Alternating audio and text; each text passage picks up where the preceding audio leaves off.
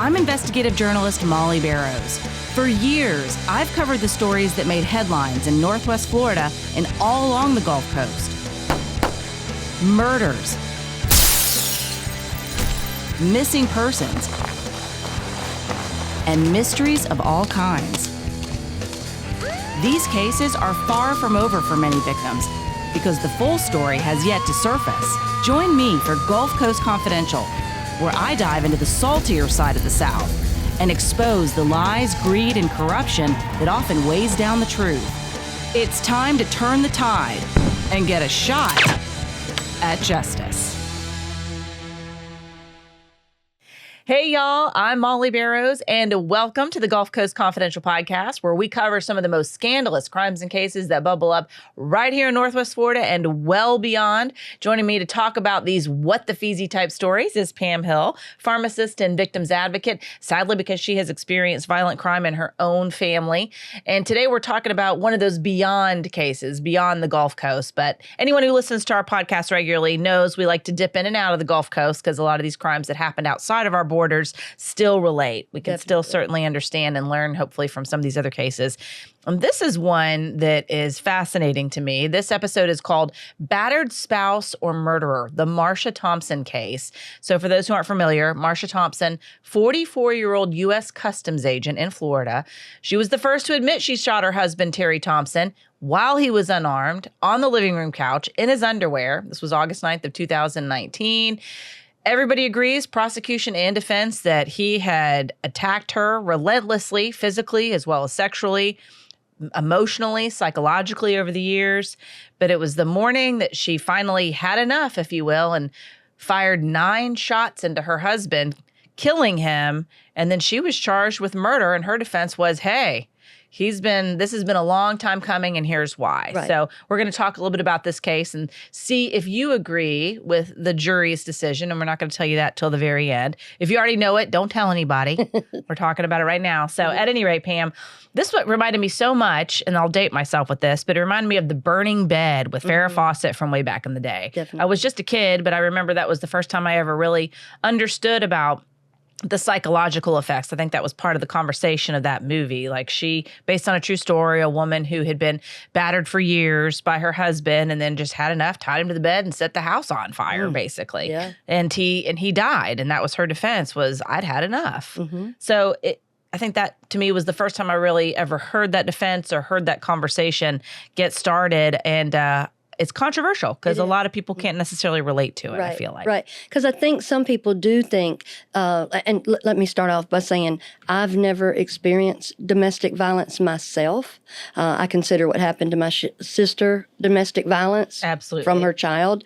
A knife and killing her and so forth. But with domestic violence, those of us that haven't experienced it ourselves, it's kind of foreign to us. So I want to be very respectful and give me some grace if I don't say the exact right things. My heart breaks for domestic violence of any kind. And the fact that it's so strange to some of us or so bizarre, we can't wrap our head around it. So with that being said, I think in this case, what happened was Marcia Thompson, she felt in imminent danger for her life. And that's what it was, self-defense. What's wrong with me today? And the prosecution had said, she just got fed up. You know, she's tired of him.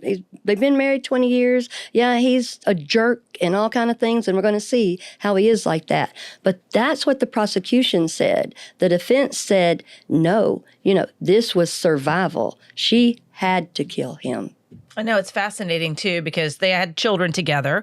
We learned a little bit about their background in the case. They had met when she was 20. He was, 32, early 30s. They were both at the University of Florida. She'd never been with a man before, never had an intimate relationship.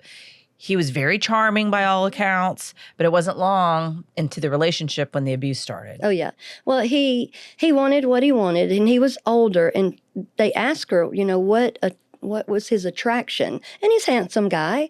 And she said he was in his uniform because she was in the U.S. Customs Academy. And I think he was too, or in some sort of military. And so she said he was handsome and confident and strong and taught me stuff I didn't know. With a 12-year age difference, and especially 20, to me, is still sorority frat stuff. Absolutely. You may be an adult on paper, but still in a lot of ways you're a kid with not a lot of life experience.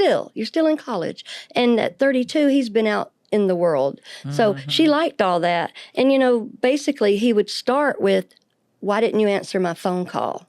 Well, she's in class, or she's at work, or she's with someone else. And then he would start like what folks do sometimes. You're with another man, or you're doing something you shouldn't be doing, or why can't you answer my text? And just on and on and on. Putting her on the defensive all the Keeping time. her up all night, asking, and then blaming her anytime anybody would be kind to her. There was a guy at work he blamed her of having an affair with. He even had her at her job file a fake sexual harassment claim on this guy. Wow. Talk about red flags. And it sounds like by the time she filed that complaint, she was probably pretty deep into it as far as like trying to survive emotionally and psychologically. Because I do think with abusive relationships like that, my favorite analogy, because I would say that in my own personal experience, I've made some pretty bad decisions. And there's times that I've woken up and said, okay, this was a bad idea. And here's why I didn't really see it from the beginning. How can I avoid this next time? But it's almost like that thing they teach in science class. When you're a cold-blooded creature and you're in a pot of cold water or a pot of hot water, you don't feel the danger of a boiling pot of water until it's too late. And I think especially with somebody as young as her and she's in a relationship with somebody, if she's never experienced that kind of abuse in her own life, you don't know to recognize those red flags. You don't get that, oh gosh, he's texting me all the time. He's accusing me. It's almost like you think, well, I can beat this. I can avoid this. I'll explain it to him and he'll understand. I can fix this. Yeah. And then it's too late. And I imagine that's why a man his age was interested in a younger woman like that, aside from the fact that she was probably lovely and sweet, but she was also impressionable and naive. And so it would be easier to undermine her self-confidence, make her second guess herself, make it about him and have her constantly jumping for what he wanted, as opposed to saying, hey, he's not meeting my needs. He's keeping me in chaos all the time. I'm out. Right. She was like, maybe I can fix this. I can just, hang in there a little bit longer and it will get better, but it doesn't. Well, she doesn't have anything to compare it to either, And her culture, she's a Hispanic lady. In her culture, she said, I have a tendency to be submissive. I don't yell back. I'm like, not me. I would yell back at you. I yell back. Yeah, same. So I yell anyway. Right. Anyway, yeah. Might have started You didn't it. yell? Yeah. Oh, okay. I thought this was yelling. Yeah. So she never did, even with all his yelling. And he would start this stuff, this terror and this bullying stuff on the way home, like with cell phones, telling her, you didn't answer me, you're going to stay on the phone with me, just basically to babysit him while he's driving. That's so selfish. This is a selfish man. He kept her up, made her submissive. To calm him down, she would just rub his feet. Why he's doing all that? Good Lord. That is such a classic abuser, though, to put them in the position of like, you're the person that's creating all the chaos and everybody's jumping to keep you from causing it, basically. Right. And see, I don't know. I'm not a mommy and I don't know things, but I know how I am as a woman, is that what he was doing, too, was using the children as weapons and her family. Because he told her, if I don't get to you, I'll get to your family. Y'all have a tendency to gather. And then the kids, he's like, no, you can't take them anywhere else. They're going to stay here with me. Because at one point, at this end point, he wasn't working and she was. So he would tell her, I'm going to come to your work. And I mean, it is just like a Lifetime movie. I mean, it's terrorism, it's bullying, it's keeping you up so you can't think, it's making you tired. She's not looking her best when she goes to work. She's got a gun. It's a stressful job. They're checking the cruise ships and they're checking airports and stuff. That was her job. She can't be willy-nilly like that. But he didn't care. He kind of had her off base. So if he'd do all that stuff, she just did anything she could to appease him. And I'm thinking to myself, that in and of itself is tiring and undesirable to me. Absolutely. But when you're stuck, and I think that's what people say, why didn't they leave? Why didn't they tell somebody? Why didn't they get out? Look, you're just basically, from what I've read and see and watching this case, just trying to survive. Absolutely. But not even recognizing that that's what you're doing. I know. Because that seems so normal at that point. And especially if that was her first relationship years into it, and we don't know what her background was. But again, if she hadn't experienced that level of abuse, she wouldn't necessarily, even though you're in it, you wouldn't necessarily know, hey, I should be running from this. This isn't good. Right. And I think sometimes, when you're young, like my parents got incredibly smart by the time I was about age 26, just happened overnight. Good for them. Yeah, finally, but like, here you go. You got a 20-year-old girl you're sending off to college, and they get paired up with a 32-year-old man. I ain't nobody's mama, like I said, but I would be telling my daughter, no, this is not going to happen, because I would know from life that that's too much. And then especially if they were controlling and manipulating, he wouldn't even let her cry. He had gotten her to the point that she couldn't even cry, because if she cried, he would beat her and he would tell her, you're manipulating me. It's never about her. It's never about the victim in these sorts of situations. The abuser makes it about themselves all the time. Oh, yeah. Well, see, and so they had to have a long distance relationship at a certain point. They dated for a while, then they were engaged, then they got married. So I'm thinking sometime along there, where's her friends? Where are people that would step in and go? I imagine he isolated her pretty that's effectively. What I'm thinking, yeah. So we all need to see these red flags, but sometimes I think people think, oh, isn't that cute? They're calling me every hour on the hour. I think so too. And especially if you're naive, it feels good maybe to some people. Like, gosh, look how I know he's insecure, but it's just because he loves me so much. And he's that's just what he said. Scared, and he's just jealous, and I can just make him feel better. And that's all just such BS. Oh, and that's what he said, though. I just don't want anybody else to have you. Some of these things that come across, that's why we have to go and mature at a certain period of time before we get married or get with someone with a significant age difference or significant different way of looking at life. She didn't deserve that. He should have left her alone. She should have been 20 years old to 22 years old at the University of Florida and live her best life. I know. And sadly, that's not what happened. But it's interesting, too, in the trial, some of the examples that came out of the abuse is that he, and again, this was both the prosecution and the defense acknowledged that she endured physical and sexual assault. One of the examples was he went chasing after her in the middle of the street, basically, grabbed her by her hair, dragged her back, and chunks of it would fall off and clog up the drain because he'd pull her by her hair on a regular basis. There were other incidents where he would threaten her with weapons. He raped her at one point, sexual battery with a lotion bottle, and constantly threatening the kids. So it's not like it was day in and day out, it wasn't constant violence and abuse, but the threat of it was there, and it had happened long enough and often enough that she knew that it was a possibility. Oh, and it was going to happen. It was almost like it was scheduled. 100%. And so the sexual abuse would be, she said, about 3 or 4 times a year. The other abuse was every day. He'd threatened to kill her to infinity and beyond, just every day. I'm going to kill you. If you don't do this, I'm going to kill you. Then he had thrown a Coke bottle at her one time, and then he made a mistake and showed his tail when they were out golfing one time with some friends. And so the people saw that, but then this is the mind games he would play. He would keep several golf clubs around the house, but break the heads off of them. So basically it's just a big old metal stabbing stick. And he kept a machete by the bed.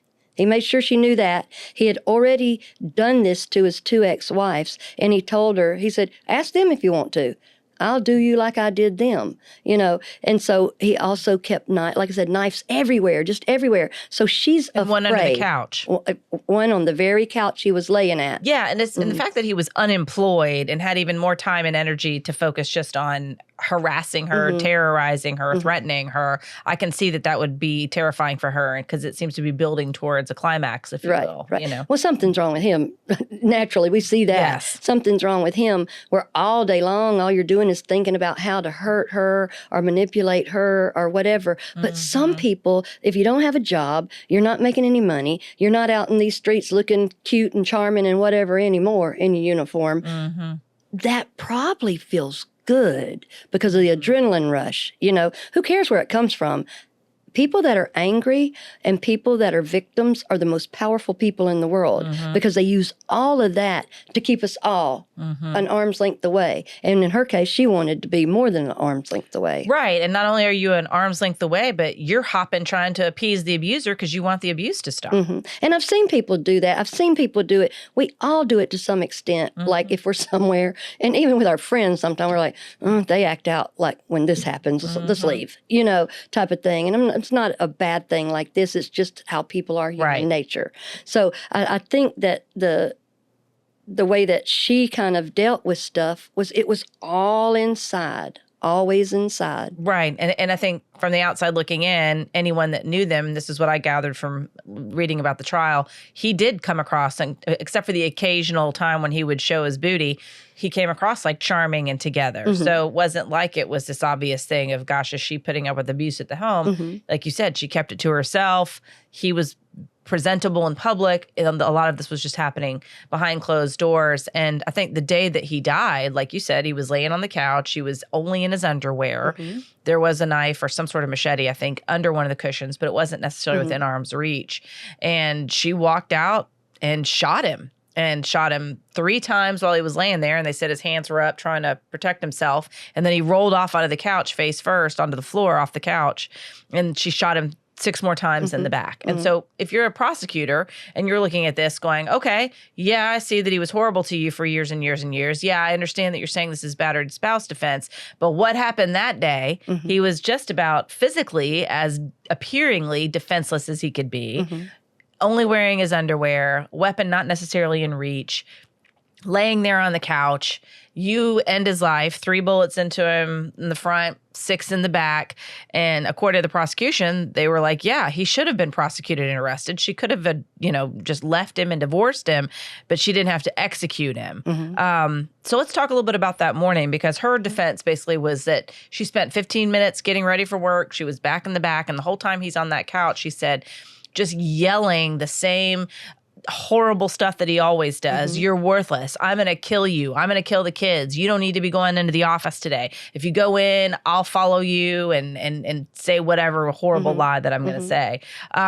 So in that regard, I think she did kind of hit a breaking point. She did potentially feel trapped. Right. She was surrounded because he was there. He's 6 foot tall, 240 pounds. Whether he's in underwear or not, he's still a man bigger than her. Physically, he's capable. Right. And he's done that violence cycle with her. Attack, violence, I'm sorry. Attack, violence, I'm sorry. So that had happened so much. But this morning, she's a U.S. Customs agent. You can't go looking like, Hattie Mae. You got to look together. Right. So she's got her little uniform on. I mean, Hattie Mae don't look I don't even know who Hattie Mae is. She just is a mess, okay? But you can't go picture a mess. I'll be Googling Hattie Mae later. Hattie Mae. You got Alabama Hattie Mae. Anyway, you can't go looking like her. So anyway, she had her little customs outfit on and her duty weapon on her side, her duty stuff here. She had gone back to put her hair up because it had to be in a bun. And then he had kept telling her, if you come out of that room, I'm going to kill you. And then if you go to work, I'm going to hurt the kids. And when and if you go to work, that's why I had his computer in his lap. I'm typing an email to your boss right now, about I'm going to kill myself and maybe they'll take me seriously. So everywhere she turned, she couldn't go to work. She couldn't leave her kids. She couldn't take him on. And so I think what happened was when he said, I'm going to kill you, this time it clicked. And so she did shoot at him and he did roll off the couch. And I think that she couldn't stop shooting because it was over and over and over and over. And that to me, that's in your head. That's what she was acting on, survival. Absolutely. And she was just going to shoot till he quit moving. Then she did. And so like when the jury, I watched this trial on TV and I wasn't sitting there watching. I was doing work and everything, but I'd walk by and I'd see her testifying. She had on just a white outfit or maybe a little sweater, had her hair pulled back, solemn face, no emotions, no anything hardly. But her defense attorney had walked her through it. And to listen to her say, then what happened? Like the hotel incident with the lotion bottle where he violated her. And he always would find something to violate her with. And people say, well, she didn't tell anybody. Yes, she did. She went to the hospital. And they're like, what happened? Well, she can't tell. He's right there. And the doctor. And then she finally had surgery. And they said, this looks like you've been hit by a car. She had to fuse her neck and back. That reminds me of that hotel where the the police officer killed his friend, the one that was visiting from out of town on Pensacola Beach. They said his injuries were so bad it looked like he'd been in a car accident. Right. And I don't know how people can tell that, but I guess they've seen it, So what had happened, you're watching the jury, and we can't see the jury, but you can hear them talking about it, the pundits and stuff. And I'm watching her testify, and I sat there and I said, I don't think I've ever been more sad, depressed, hopeless, scared. What's going to happen to her? She could go to prison forever, first-degree murder. Or will they acquit her, which we know that doesn't happen much. Right. And that's what I thought was so interesting about the way that her defense attorney presented the case. He was basically saying, murder is one thing, but sometimes you can kill somebody and it not be murder. Yeah. And I think that's what this lady that was the defense attorney, she was so empathetic and compassionate. And she, like I said, she just marched it through. I can't imagine having to stand there and ask questions for 3 hours of someone. So it was awful. Tell me all about it. Right. Well, just how vulnerable she had to make herself by basically airing all the terrible things that he had done to her. I mean, it's, I can't even imagine just the level of shame, not that she needed to feel that way, but it would be a normal reaction to talk about how he, used items like a lotion bottle to assault her over and over again, because you do have people that are in the community that have not experienced that, and they're going to stand back and say, well, I would have just left. Why didn't you leave? Why did you stay? I don't have any sympathy for people who stay in those situations. And I think there's that attitude to contend with from some, but, judge not that you be not judged. You don't want to end up in that situation yourself. And I'm not trying to be critical of people who don't know. Thank God they haven't been in that situation, But at the same time, I just am putting myself in her shoes and just how humiliating that would be. But you have to tell it in order for people to really understand. And a smart thing, too, to have a woman defense attorney as well. Oh, yeah. And a good one at that. Well, and then I was thinking about that, too. She's probably sitting there thinking who knows what there. But she just answered the questions. It was very like tennis, back, forth, back, forth. And she had been trained, you can't cry. So she didn't have emotion. And during all this time, thank goodness she wasn't incarcerated. It was, waiting on the trial to happen 4 or 5 years, So she had to have an ankle monitor. Her kids couldn't live with her. And her family couldn't be around. She couldn't travel here, there, and everywhere. So after, I'll tell you a little bit later about the verdict and the judge. Well, we can go ahead and get into that, yeah. All right. Well, the verdict was 4 hours of deliberation by the jury, and the verdict came back not guilty. That's right. Yeah, that was a good verdict. That's what I wanted. And that's what and her family, I think they're faith-filled, and they were praying and hoping, and I think they were pretty excited to the point where they made such a holler and a ruckus that the judge was like, calm down. But, they loved her, and they didn't want to see her go to prison, especially when she endured what she endured. Yeah. And that judge, she said more than that. That little lady, the little black lady judge, she was no nonsense. I was kind of like, I don't like you, And if I was on the jury, I don't like you. Yeah. Because we're people. I've been on the jury several times, and I'm thinking, why is she like that, scolding everybody in the room? Right. And then she kind of stands up. She's short-tempered to me. Kind of stands like, stop it, like that, screaming. Yeah. And I'm like, what happened? Here's what we talked about again. Pray the judges have a good morning and good breakfast and stuff like that. Well, a good thing it was the jury making the decision, I guess, and not the judge. Right. And then she did say something that I thought, okay, well, maybe I can give her some grace.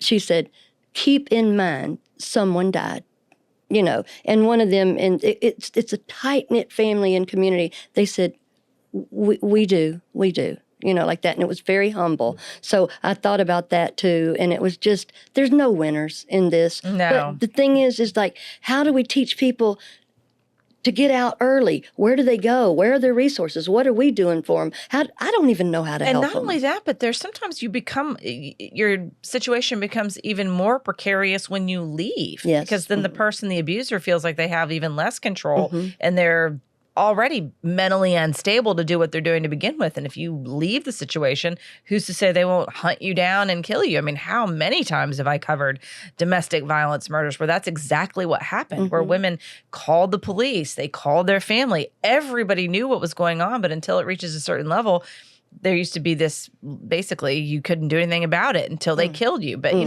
I agree with that judge. Somebody did die. And I will say this. better him than her. Yeah, I think so on that, because like he wasn't going to change. He wasn't going to change at all. Made that clear. Right. I hate that anybody died in the situation at all. But the jury said, we're proud of ourselves. We made the right decision and we're happy with our verdict, because they talked to them about it and they said, well, what did y'all think about Terry? They said, we didn't think much about him. We talked about Marcia, So, and that's what one juror said. And then I think about things too. I remember when I had my pharmacy, I had a lady come in and she would kind of like toddle in a little bit. And, people are sick when they come in the pharmacy. So that's nothing new. But she's just a little frail lady. And her husband was some high up person in the military. And she would come in and she would say, can I write a check for over? And back then, that's what we did for people. We cashed checks or whatever. And so I said, my dad always had to be there for that. So she'd want to write a check, and then she'd write a check, like say the pharmacy's $100. She wants to write it for $300 or something like that. And then she would ask my dad, can you put this $200 in a safe for me? So every week she would come in and my dad would just put that money in the safe for her, because what she was doing was getting her finances ready to leave. Because you can't go if you don't have any money anywhere. That's right. Back in this, it's been as recent, and I was born in the 70s, so I say as recent as the 1970s, where women couldn't even have a credit card. Oh yeah, I think that's been in like my mother's lifetime, or maybe mine too, without someone co-signing on it with That's you. right. That's right. So women definitely felt even more helpless, if you will. Yeah. So I think we've all got a lot of thinking to do and helping, and it's uncomfortable to talk about this. It really is. It's uncomfortable to talk about all the stuff we talk about. But the thing that I like, that at the end of it, we have a little more understanding and empathy, and maybe we can be moved to action to do something. Absolutely. And it's certainly not exonerating the fact that she killed him. It's not saying he deserved it, glad he's dead. I don't feel that way at all. I just have, after having seen so many of these women who have begged for help and to be ignored, there's part of me that's like, I get it, lady. I understand. And I'm sorry that it came to that for both of you. And I'm sorry for his family, because I'm sure they miss him as well. And his children probably feel torn, But if he was doing her that way, I can't imagine what it was like to live with that man as a father for those children. Yeah, we don't know. We can only imagine. But it is a cycle. And it does include an apology, and then you're right back to the attack. So we just, this case was one that makes me very sad. Yeah, it is. And hopefully people will learn from it. But it's also kind of reminds me a little bit of Sarah Boone, Suitcase Sarah, who zipped up her boyfriend playing hide and seek, drunk hide and seek. And then he was asking to be let out and she wouldn't do it and he died. So her trial is, she's burned through 8 attorneys. Now she's got a 9th one. And y'all, this guy is from right here in Northwest Florida. Yeah. So James Owens, and we're familiar with him from way back here in Northwest Florida. And so he was, I saw on Court TV, and they were talking about how great he was and country boyish. And I'm like, well, we be knowing some things about James Owen around these here parts. Yeah. I don't know about humility. Yeah. It's like, well, first impressions or what have you. Right. Well, they said, I was watching old Vinnie Politan on Court TV. Like, I like Vinny too. Watching him, and he saw this brochure thing that we showed last time. This is Sarah Boone's brochure. This is how she hooked her 9th attorney. This because on Vinnie Politan, one of the guys on there, the pundit, said, if I was in Florida, I would represent her. So I think James Owens took that as his clarion call to go, I'll go do it. The public sector has to do something, So. Interesting. Yeah. So, and that's kind of what made me think about this case is she, I believe, is gearing up for another battered woman's defense, if you will, that her boyfriend was mean, that they had these fights. And I'm like, well, you're the one that somehow talked this guy into getting into a suitcase. Right. And also you ignored his cries for help and not just ignored them, but cackled and laughed, according to the video that she shot on her own phone. So, we'll see. I don't feel like it's as clear cut to me as this case that we just discussed with Marcia Thompson. I think Sarah Boone's got some serious explaining to do if it's about convincing jurors that she's a battered anything. Yeah. She seems to be the batterer, in my opinion. She is. And when she was pro se right before James Owens, she went to court and she wanted to do some motions before her trial, which is October 17th. And she said, I want to be unshackled, my hands unshackled so I can write. And I want to make sure certain things about the media don't happen. She's not a dummy. Right. So those were motions that were appropriate. But then at some point, she asked the judge, she looked right at him and said, I hate to ask a question's probably silly, but what does sustain mean? So there we go. So here comes the ninth attorney. She treats them all as emotional support dogs like that, and they got to put up flyers and stuff for her. And so I can only imagine how this ride's going to be for James Owens, because he said, I don't know if she'll fire me. I'm like, I wouldn't even worry about that, because she's where she is now. And he said he's having to pay for it, because someone said, who's paying for it? And he said, oh, Sarah is. And I'm like, how's she going to pay for that? Like making 25 cents a day at jail. But I don't know. I'm not in finance. I'm in pharmacy. So anyway, they can figure that out. But he said, Sarah's going to owe me big time. I wonder what that means. I don't know what that means, but that didn't sound right. Did it? No. So, and then he's having to fly back and forth and use his money. Sounds like he just likes the publicity. And there's nothing wrong with that. Maybe it was an opportunity to get his name out there. Yeah. And he did mention something that's what made me think of Marcia's case as well. He wants to use an expert called Michael Brannon, who's an expert on the battered spouse or battered intimate partner or battered woman, insert the noun there. And he was a brilliant expert witness. He was kind. He explained how it was. You could almost feel that happening to people. But then he was hopeful, about how people could see a way through. But a lot of times there's this in the middle, suitcases, getting shot, or what have you. So I think that Sarah Boone, they just offered her a plea deal. She refused that. And James Owens was down there asking for continuances. And that judge said, no, this has been 4 years, 4 months, and 6 days. And I've told y'all that's how that's right. You took this case. I understand you want to get up to speed, but you took it knowing where we were in the process. Right. So get up to speed on your own. Right. And I think they did get some money for expert witnesses. And I think people don't realize it's our tax dollars that keep paying for this tomfoolery. 9 attorneys. And I noticed Mr. Owens when he said, well, the judge revoked her right to counsel. And I'm like, no, sir. He did not revoke anything. She forfeited it when she went 1, 2, 3, 4, 5, 6, 7, 8, 9. Agree. So now she has it. I'm not for her. I don't want her out at all. I want her to stay in prison the rest of her life, because if there was a battered intimate partner in that relationship, it was Jorge. That's certainly how it seems. So it'll be interesting. But yeah, I was surprised to see James Owens as the attorney for Sarah Boone. That's another Gulf Coast connection to a case that's making national headlines. He was our former public defender for a term here in Northwest Florida.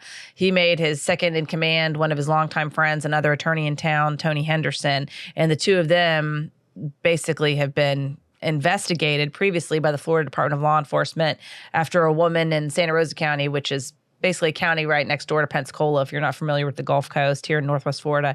But she had stepped forward and said that essentially accused them of sexual battery. And FDLE had investigated and said that there wasn't enough evidence to press charges. But I was working for one of our local TV stations at the time, and it was right before he was running for public defender. So we were sent this report from FDLE. Other media outlets were sent this report. It is not unusual in the media to be sent reports about people, especially before any type of election. They're trying to get as much dirt on their competitors as they possibly can. In this case, this was a legitimate report, but because he had not been charged, we made the decision as journalists not to report on it and make it public per se, because it really wasn't relevant. It was just like, look what he was accused of doing, but the state said there wasn't enough evidence. So if he'd been charged, absolutely, we would have reported on it. Well, fast forward a number of years later, it became public when the state attorney basically for the Panama City area, I think Tony Henderson was applying for some sort of job over there.